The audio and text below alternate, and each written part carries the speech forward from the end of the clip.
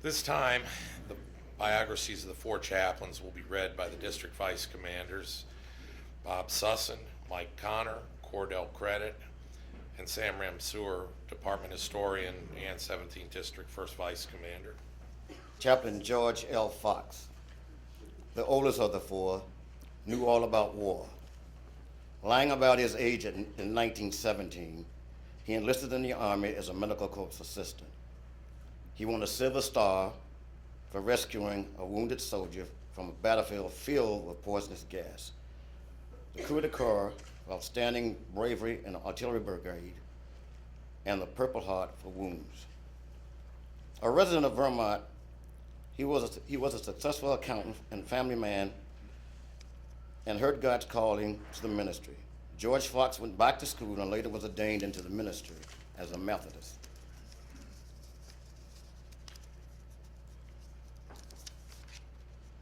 When war came, he once again enlisted, telling his wife, "I've got to go. I know from experience what our boys are about to face. They need me."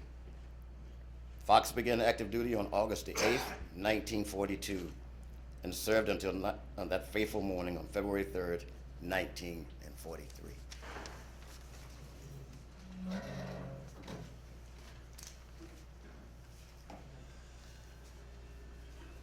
Chaplain Alexander Goode was both an outstanding athlete and a scholar. Following in his father's footsteps, this young man, known for his laughter and love of life, became a rabbi. While studying for his calling, he joined the National Guard and kept active membership. The return of the body of the unknown soldier had a profound effect on Alexander Goode. He attended the ceremonies, choosing to walk the 30 miles rather than drive or take a bus, because he thought it showed more respect.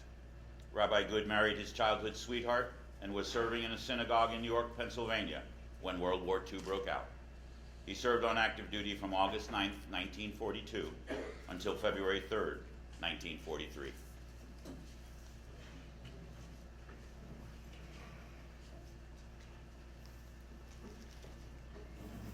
Chaplain Clark V. Poling was the youngest of the four chaplains and the seventh generation in his family to be ordained as a Dutch Reformed church. When war came, he was anxious to go, but not as a chaplain. "I'm not going to hide behind the church in some safe office out of the line of fire," he told his father. Elder Poling replied, "Don't you know that chaplains have the highest mortality rate of all? As a chaplain, you have the best chance in the world to be killed. You just can't carry a gun to kill anyone." So Clark Poling left his pastorate in Piscataway, New York, and enlisted as a chaplain. Just before he left for active duty, Clark asked his father to pray for him, not for his safe return. That wouldn't be fair. Just to pray, "I'll do my duty, have strength, courage, understanding of men. Pray that I'll be adequate." Chaplain Poling began active duty on June the 10th, 1942, served until February 3rd, 1943. As I was preparing to come out here this morning, reading this, almost felt like it was family heritage. Irish, from New Jersey? Okay. Chaplain John P. Washington grew up a poor, scrappy, and determined in the toughest section of Newark, New Jersey. One of 9 children born to an Irish immigrant family, he was blessed with a sunny disposition and a beautiful singing voice and a love for music. He also loved a good fight and was the leader of the South 12th Street gang when he was called to the priesthood. He played ball with the boys of the parish, organized sports teams, and when war came along, he went with the boys into the Army. Father Washington began active duty on May 9, 1942. His wonderful voice, raised in song and prayer to comfort those around him, could be heard until his final moments on February the 3rd, 1943.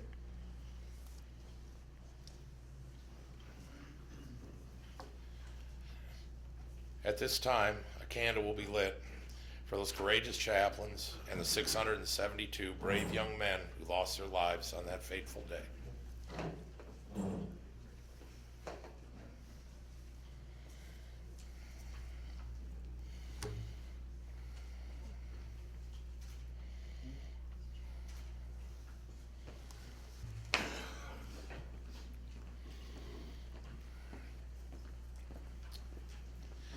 In my hand I hold a poppy.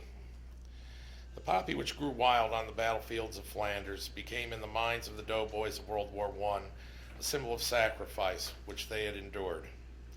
It had flourished among the shelled buildings and bomb-scarred landscape. Its brilliant red bloom, so much like the blood which had been shed there, became a sign of hope and renewal for those who lived and walked away. For those who would never live, those who would sacrifice their lives, it was a perpetual memorial to their bravery. Today, the poppy reminds America that millions have sacrificed their lives and health to keep our nation strong and free. Please stand and uncover while the American Legion Department of Virginia, Doug Ramos, Auxiliary President Diane Cabot, Department 17th District Auxiliary President Marion Ciccarella, and 17th District Sons of the Legion Commander Al Zoden are escorted to the front of the room by the 17th District Honor Guard to present a poppy wreath. This wreath is a token of our ever-enduring memory of our comrades.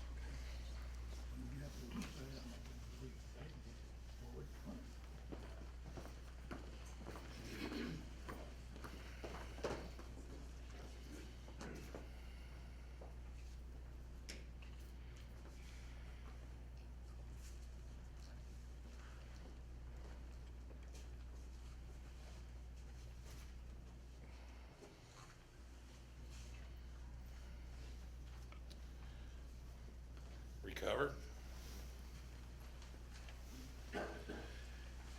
At this time, District Honor Guard member Bobby Siegfried will play taps.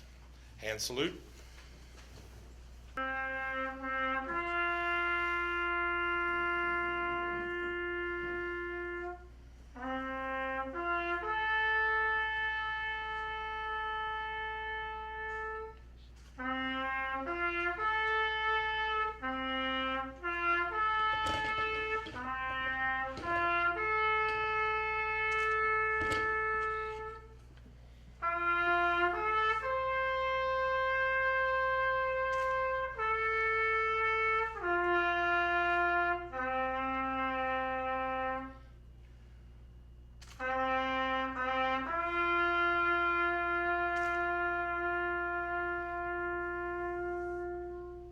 Two.